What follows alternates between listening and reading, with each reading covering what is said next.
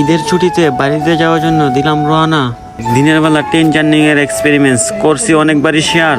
এই ভিডিওর সম্পূর্ণটা জুড়ে থাকবে রাত্রেবেলা ট্রেন জার্নি এর অভিজ্ঞতা। আসসালামু আলাইকুম everyone, it's me Ashraful Islam and my new video. অনেকদিন পরে চলে আসলাম আরো একটি নতুন ভিডিও নিয়ে। আর আজকের ভিডিওটা হতে যাইতেছে আজকে একটি নতুন এক্সপেরিমেন্টস আপনাদের সাথে শেয়ার করব। আর আজকের নতুন এক্সপেরিমেন্টস হলো রাত্রেবেলা ট্রেন ভ্রমণ। আমি অধিকাংশ টাইমই ট্রেনে ভ্রমণ করে থাকি, আর ট্রেনে ভ্রমণ করতে গিয়ে আমি দিনের বেলা অনেক ভিডিও আপনাদের সাথে শেয়ার করেছি। আর আজকে দেখাবো রাত্রেবেলা ট্রেন ভ্রমণ। প্রথমে বলে নিই, আমি আছি ময়মনসিংহে একটা গ্রামে আছি। এখানে রেল স্টেশন থেকে আমরা একটা লোকাল ট্রেন ধরে যাবো ময়মনসিংহ জংশন রেল স্টেশনে। ময়মনসিংহ জংশন রেল স্টেশন থেকে আমাদের চট্টগ্রাম লাইনের বিজয় এক্সপ্রেসের টিকিট কাটা আছে। এখন আমাদের কাজ হলো ময়মনসিংহের ট্রেন আসার সাথে সাথে ময়মনসিংহ ট্রেনে উঠে আমাদেরকে চলে যেতে হবে ময়মনসিংহ রেল স্টেশনে। আর আমরা ইতিমধ্যে টিকিট কেটে বসে রয়েছি, কিন্তু আমরা ট্রেনের কোনো খোঁজ পাইতেছি না। ট্রেনের টাইম প্রায় 1 ঘন্টা লেট। আমরা যেই ট্রেনের টিকিট কাটছি ওই ট্রেনের টিকিটের টাইম হলো সন্ধ্যা 7টা। এখন বর্তমানে বাজতেছে সন্ধ্যা 8টা, কিন্তু ট্রেন আসার নামে কোনো খবর নাই। বাংলাদেশের ট্রেনের এত পরিমাণ লেট যা কি বলবো।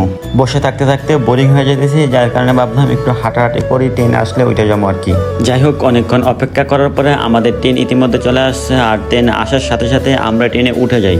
আমরা যেখান থেকে ট্রেনে আসছি ওইখান থেকে ময়মনসিংহটাও একটা দূরে না, অল্প কিছুক্ষণের রাস্তা। আমরা 1 ঘন্টার ভিতরে চলে আসি ময়মনসিংহ জংশন রেল স্টেশনে। এখন আমাদের বাসায় যাওয়ার বিজয় এক্সপ্রেস ট্রেনের টাইম হলো 8টা 40। দেখি কয়টার সময় আসে। বর্তমানে 8টা সাড়ে 8টা বাজে গেছে, এখনও ট্রেন আসার নামে কোনো খবর নাই। আমাদের ট্রেন এখনও আসে নাই, যার কারণে ভাবলাম একটু হাঁটাহাঁটি করি, একটু ঘোরাঘুরি করি। এখন উঠতেছি ওভারব্রিজের উপরে ওইটা দেখি রেল স্টেশনের ভিউটা কীরকম লাগে।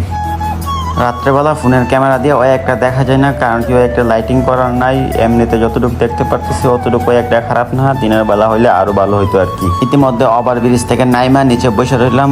এখনো পর্যন্ত আমাদের ট্রেন আসে না। আর এখন টাইম বাজতেছে প্রায় 10টা। আমাদের ট্রেন 8টা 40-এ আসার কথা, কিন্তু এখনো আসে না। এখন বাজতেছে প্রায় 10টা। দেখা যাক এখন আমাদের ট্রেনটা কোন সময় আসে, তার জন্য আমি অপেক্ষা করতেছি। এখনো পর্যন্ত আমাদের ট্রেন আসে না। ইতিমধ্যে প্রায় 11টা বাজে গেছে, তারপরে আমাদের ট্রেন আসছে। যেই ট্রেন আসার কথা ছিল 8টা 40-এ, এই ট্রেন আসছে আমাদের এখানে 11টায়। জানি না বাইরে বসামো এখন কয়টায়। যাই হোক, এখন ট্রেনে উঠি। ট্রেনে ওঠার পরে সিট খুঁজে সিটে বসি। আজ পর্যন্ত জীবনে কত ট্রেনে না উঠলাম, কিন্তু ঠিক টাইমে কোনো ট্রেনে আমি দেখি না আসতে। যাই হোক, আমাদের পুরো ট্রেনে ফাঁকা, এখনো পর্যন্ত একটা লোক ওঠে নাই, আমরাই উঠছি। আর ইতিমধ্যে আমি আমার সিট পাওয়া যায়, সিটে বসে যাই। আর একটা কথা কিন্তু বলা হয় নাই, আমি কিন্তু ঈদের ছুটিতে বাড়িতে যাইতেছি, যার কারণে অনেকটা এক্সাইটেড আর অনেকটা খুশি ছিলাম। আর আমরা যে ট্রেনে উঠছি ওই ট্রেনটা অনেকটাই ভিআইপি ছিল, সিট থেকে শুরু করে সব দিকে ভালো ছিল, নতুন ট্রেনই মনে হয়েছে। আর ইতিমধ্যে আমাদের ট্রেনও ছাইরা দিয়ে আমিও ঘুমাইয়া চলে যেতেছি বাড়িতে। এখন রাত বাজতেছে প্রায় 1:30 কি 2টার মতন বাজতেছে রাত। চোখের ভিতরে প্রচুর পরিমাণে ঘুম, কিন্তু ঘুমাইতে পারতেছি না। অনেকটাই খিদা লাগে রয়েছে, কোনো কিছু খাওয়ারও পাইতেছি না। আর পানির বোতল নিয়েছিলাম ময়মনসিংহ থেকে, ওই পানির বোতলটাই পানি খাইতেছিলাম। আর ব্যাগের ভিতরে কয়েকটা বিস্কুট ছিল, ওইগুলা খাইলাম। খাওয়ার পরে ভালো লাগতেছিল আর একটু ঘুমানোর ট্রাই করতেছিলাম। রাত্রের ট্রেন ভ্রমণটা পুরাটাই মাটি হয়ে গেছে, কারণ কি খিদা ছিল প্রচুর। বিস্কুট খাইয়ে পেট ভরে নাই, অনেকটাই খারাপ লাগতেছিল। যাই হোক, অল্প কিছুক্ষণের মধ্যে চলে আসলাম আমাদের রেল স্টেশনের সামনে। ব্যাগ ট্যাগ নিয়ে রেডি হয়ে গেলাম নামার জন্য। ইতিমধ্যে ট্রেন আয়েশা থামে গেল আমাদের রেল স্টেশনে, আর আমিও নেমে গেলাম ট্রেন থেকে।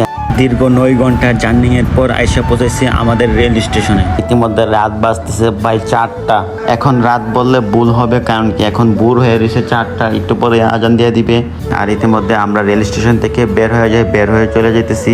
এখন গিয়ে দেখি স্টেশনে কোনো গাড়ি পাইনি। গাড়ি পাইলে আমরা গাড়ি দিয়ে চলে যাবো বাড়িতে আর কি। স্টেশনে আইসে পেয়ে গেলাম একটা অটো নিয়ে রওনা দিয়ে দিলাম বাড়ির উদ্দেশ্যে আর কি। রাত্রের ট্রেন ভ্রমণ ওই একটা ভালো মনে হয়নি আমার কাছে, কারণ কি ঠিক মতো ঘুমানো যায় না, ঠিক মতো খাবারও পাওয়া যায় না, কোনো কিছু খাওয়াও যায় না। তারপরে চোখে থাকে ভরপুর ঘুমানো যায় না, লাইট থাকে, বাইরের কোনো দৃশ্য দেখা যায় না, যার কারণে আমার রাত্রের ভ্রমণটাও একটা ভালো মনে হয়নি। আপনাদের কাছে কীরকম লাগে রাত্রের ট্রেন ভ্রমণ, আপনাদেরকে কমেন্ট বক্সে জানাবেন। সো আর ভিডিওটা বড় করতেছি না, এখানে শেষ করতেছি। আল্লাহ হাফেজ, দেখা হবে কোনো পরবর্তী ভিডিওতে।